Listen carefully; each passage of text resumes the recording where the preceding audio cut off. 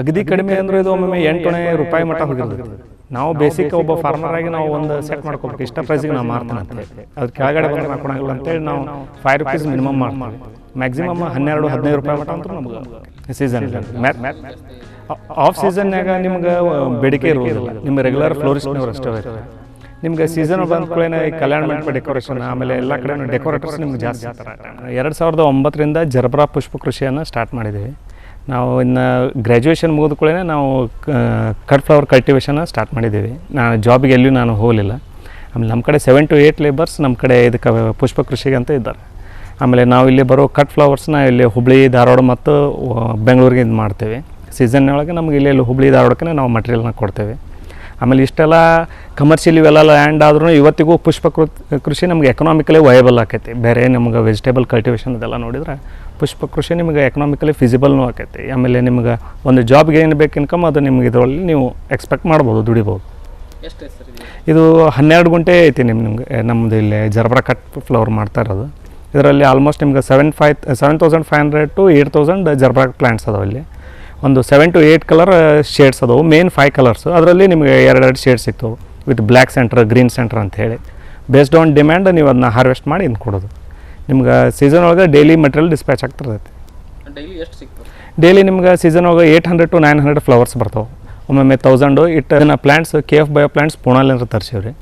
ನಿಮ್ಗೆ ಯಾವ ಕಲರ್ಸ್ ಬೇಕನ್ನೋದು ನೀವು ಪ್ರೇಯರ್ ಬುಕ್ಕಿಂಗ್ ಮಾಡಬೇಕು ಒಂದು 3 ತಿಂಗಳ ಮುಂಚೆ. ನಮಗೆ ಮಾರ್ಕೆಟ್ನಾಗ ಫಾಸ್ಟ್ ಹೋಗೋದಂದ್ರೆ ಯೆಲ್ಲೋ ವೈಟ್ ಮತ್ತು ಆರೆಂಜು ರೆಡ್ ಸ್ವಲ್ಪ ಕಮ್ಮಿ ಇದಾಕೈತಿ. ಯೆಲ್ಲೋ ಮತ್ತು ವೈಟಿಗೆ ಡಿಮಾಂಡ್ ಜಾಸ್ತಿ, ಯಾಕಂದ್ರೆ green filler material as A background use ಮಾಡಿದಾಗ ಯೆಲ್ಲೋ ಮತ್ತು ವೈಟೇ ನಿಮಗೆ ಜಾಸ್ತಿ ಇದು ಮೂಮೆಂಟ್ ಆಕೈತಿ. ಇದರಲ್ಲೇ ಮತ್ತು ನಿಮ್ಗೆ 3-4 ಶೇಡ್ಸ್ ಅದಾವೆ. ಬ್ಲ್ಯಾಕ್ ಸೆಂಟ್ರು ಗ್ರೀನ್ ಸೆಂಟ್ರ್ ಅಂತ ಶೇಡ್ಸ್ ಅದಾವೆ. ಆಮೇಲೆ ಫಸ್ಟ್ ಗ್ರೇಡ್ ಫ್ಲವರ್ಸ್ ಯಾವಾಗಿದ್ರೂ ನಿಮ್ಗೆ ಡಿಮ್ಯಾಂಡ್ ಜಾಸ್ತಿ ಇರ್ತದೆ. ಮೇಂಟೆನೆನ್ಸ್ ಹೆಂಗೆ ಸರ್? ನಿಮ್ಗೆ ಡೈಲಿ ಬೇಸಿಸ್ನೊಳಗೆ ನಿಮ್ಗೆ ಅದು ಡಿಸೀಸ್ಡ್ ಲೀವ್ಸ್ನ ತೆಗಿತಿರ್ಬೇಕು. ನೀವು ಆಲ್ಟರ್ನೇಟ್ ಡೇ ಸ್ಪ್ರೇ ಮಾಡಬೇಕು. ಆಮೇಲೆ ಫರ್ಟಿಗೇಷನ್ ನೀವು ಆಲ್ಟರ್ನೇಟ್ ಡೇ ಮಾಡಬೇಕು.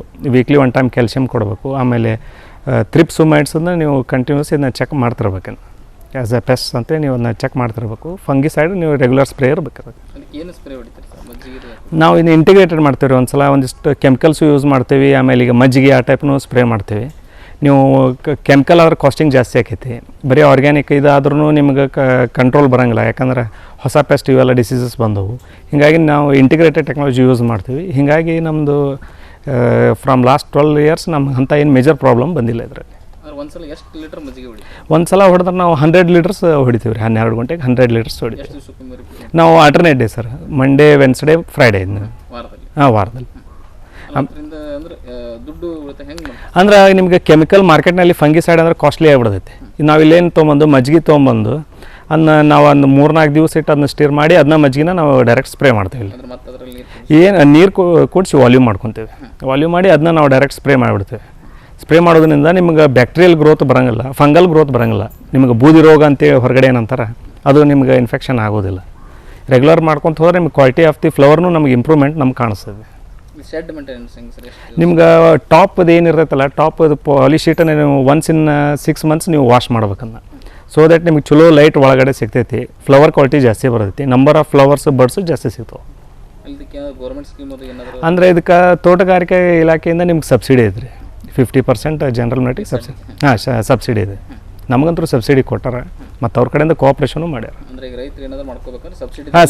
ಸಬ್ಸಿಡಿ ಐತ್ರಿ. ರೈತರು ಏನಾರು ಮಾಡ್ಕೊಂಡ್ರು ಅವ್ರಿಗೆ ಇದು ಒಳ್ಳೆ ಇದಾಕೈತಿ. ಮತ್ತು ಗೌರ್ಮೆಂಟ್ಲಿಂದ್ರೂ ಸಬ್ಸಿಡಿ ಐತಿ. ನಿಮ್ಗೆ ಹೆಲ್ಪ್ನು ಮಾಡ್ತಾರೆ ಅವರು. ಈಗ ಸರ್ ಜಾಬ್ ಬಿಟ್ಟು ನೀವು ಇದಕ್ಕೆ ಬಂದ್ರಿ, ಈಗ ಹೆಂಗೆ 1 ವರ್ಷಕ್ಕೆ ಎಷ್ಟು ಇನ್ಕಮ್ ಮಾಡ್ತೀರಿ? ಆಮೇಲೆ ಎಷ್ಟು ಜನ ಉದ್ಯೋಗ ಕೊಟ್ಟಿದ್ರಿ ಕಂಟಿನ್ಯೂ? ಇದರಲ್ಲಿ ನಿಮ್ಗೆ ಒಂದು ಸರಾಸರಿ ಒಂದು 7-8 ಮಂದಿ ಕೆಲಸ ಮಾಡ್ತಾರೆ. 7-8 ಮಂದಿ ಕೆಲಸ ಮಾಡ್ತಾರೆ. ನಿಮ್ಗೆ ನಂಬರ್ ಆಫ್ ಫ್ಲವರ್ಸ್ ಜಾಸ್ತಿ ಬಂತಂದ್ರೆ ಇಕ್ವಿವೆಲೆಂಟ್ ಟು ಜಾಬ್ ನಿಮ್ಗೆ ಇದು ಆಗೇ ಆಕೈತಿ. ಆಮೇಲೆ ನೀವು ಇದರಲ್ಲಿ ವರ್ಕ್ ಮಾಡೋದಷ್ಟು ನಿಮಗಿದು. ಆಮೇಲೆ ಮಾರ್ಕೆಟ್ ಅಂತೂ ನಿಮ್ಗೆ ವೆರಿ ವೈಡ್ ಮಾರ್ಕೆಟ್ ಐತಿ. ವೆಜಿಟೇಬಲ್ಸ್ ಗತಿ ಆಗಂಗಿಲ್ಲ. ನೀವು ಎಲ್ಲಿ ಬೇಕಾದಲ್ಲಿ ಫ್ಲವರ್ಸ್ ಮಾರ್ಬೋದು. ನೀವು ಆಲ್ಮೋಸ್ಟ್ ಹೈದರಾಬಾದ್ ಮಟ್ಟ ಇದಕ್ಕೆ ಡಿಮಾಂಡ್ ಇರ್ತೈತಿ. ನೀವೆಲ್ಲಾದರೂ ಕಳಿಸ್ಬೋದು. ವರ್ಷ ಬಿಡ್ತೀವಿ ವ್ಯಾಪಾರಕ್ಕೆ. ಒಂದ್ಸಲ ಕಟ್ ಮಾಡಿದ್ರೆ ಎಷ್ಟು ದಿವಸ ತಡೀಬೋದು? ಇದು 7 to 8 days ಇರ್ತೈತಿ. ನೀವು ಅದನ್ನ 7 to 8 daysನಾಗ ನಿಮ್ಗೆ ಎಲ್ಲಿ ಬೇಕಲ್ಲಿ ಶಿಪ್ ಮಾಡಿಬಿಡೋದು ಮಟೀರಿಯಲ್. ಎಕ್ಸ್ಪೋರ್ಟ್ ಹೆಂಗೆ ಮಾಡ್ತೀವಿ? ನೀವಿನ್ನು ಪ್ಯಾಕ್ಡ್ ಪ್ಲಾಸ್ಟಿಕ್ ಸ್ಲೀವ್ಸ್ನಾಗ ಮಾಡಿ 10 ಫ್ಲವರ್ದು ಒಂದು ಬಂಡಲ್ ಮಾಡ್ತೇವೆ. ಬೇಸ್ಡ್ ಆನ್ ಕಲರ್ಸ್ ಅವ್ರಿಗೆ ಡಿಮಾಂಡ್ ಪ್ರಕಾರ ನಾವು ಅವ್ರಿಗೆ ಮಟೀರಿಯಲ್ ಕೊಡ್ತೇವೆ. ನಾವು ಇಲ್ಲಿಂದ ಬೆಂಗಳೂರಿಗೆಲ್ಲ ನಾವು ಅಲ್ಲಿಂದ ಮಟೀರಿಯಲ್ಗೆ ಹಾಕಿ ನಾವು ಕಳಿಸ್ತೀವಿ. ಉಳ್ಕಿದ್ದು ರಿಟೇಲ್ ಫ್ಲೋರಿಸ್ಟ್ ಇಲ್ಲೇ ಬಂದು ಹೋಯ್ತಾರೆ. ಮ್ಯಾಕ್ಸಿಮಮ್ ಎಷ್ಟು ರೇಟ್ ಬರುತ್ತೆ? ಮಿನಿಮಮ್ ಎಷ್ಟು? ಅಗದಿ ಕಡಿಮೆ ಅಂದ್ರೆ ಇದು ಒಮ್ಮೆ 8 ರೂಪಾಯಿ ಮಟ್ಟ ಹೋಗಿರ್ತೈತಿ. ನಾವು ಬೇಸಿಕ್ ಒಬ್ಬ ಫಾರ್ಮರಾಗಿ ನಾವು ಒಂದು ಸೆಟ್ ಮಾಡ್ಕೋಬೇಕು, ಇಷ್ಟ ಪ್ರೈಸಿಗೆ ನಾವು ಮಾರ್ತೇನಂತೆ. ಅದ್ರ ಕೆಳಗಡೆ ಬಂದ್ರೆ ನಾವು ಕೊಡಂಗಿಲ್ಲ ಅಂತೇಳಿ ನಾವು ₹5 ಮಿನಿಮಮ್ ಮಾಡ್ತೇವೆ. ಮ್ಯಾಕ್ಸಿಮಮ್ 12-15 ರೂಪಾಯಿ ಮಟ್ಟ ಅಂತೂ ನಮ್ಗೆ ಹೋಗ್ತೈತೆ ಸೀಸನಲ್ಲಿ ಹೋಗ್ತೈತೆ. ಜಾಸ್ತಿ ಆಫ್ ಸೀಸನ್ಯಾಗ ನಿಮ್ಗೆ ಬೇಡಿಕೆ ಇರುವುದಿಲ್ಲ, ನಿಮ್ಮ ರೆಗ್ಯುಲರ್ ಫ್ಲೋರಿಸ್ಟ್ನವ್ರು ಅಷ್ಟೇ ಹೋಗ್ತಾರೆ. ನಿಮ್ಗೆ ಸೀಸನ್ ಬಂದ ಕೂಡಲೇ ಈ ಕಲ್ಯಾಣ ಮಂಟಪ ಡೆಕೋರೇಷನ್ ಆಮೇಲೆ ಎಲ್ಲ ಕಡೆ ಡೆಕೋರೇಟರ್ಸ್ ನಿಮ್ಗೆ ಜಾಸ್ತಿ ಸಿಗ್ತಾರೆ ಆ ಟೈಮ್ನಲ್ಲಿ. ಬೇರೆ ಕಡೆ ಹೋಗಕ್ಕಿಲ್ಲ, ಸೇಫ್ಟಿ ಜಾಸ್ತಿ ಐತ್ರಿ ಸರ. ಯಾವ ಗಂಡು ಮಕ್ಳು ಹಿಂಗೆ ಬರೋಂಗಿಲ್ಲ ರೀ. ನಮ್ಮ ಸರ್ ಅಂಕ್ರಿ ನಮ್ಗೆ ಭಾಳ ಚಲೋ ಅದ ರೀ ಸರ. ನಾವು ಯಾವಾಗೂ ಅವ್ರಿಗೆ ಹಿಂಗೆ ಏನರ ಹೇಳಿರು ತಗೋಬಿ ಅಂತಾರೆ ರೀ. ಏನು ಹೇಳಿರು ಅವ್ರು ಇದನ್ನು ಮಾಡೋದಿಲ್ಲ ರೀ. ಸರ್ ಭಾಳ ಚಲೋ ಅದಾರ ರೀ. ಇಷ್ಟು ದೊಡ್ಡ ಸರ್ ರೀ ಇವ್ರು ರೀ. ಇಷ್ಟು 3 ಜನ ಸರ್ಗಳು ಚಲೋ ಅದಾರ ರೀ.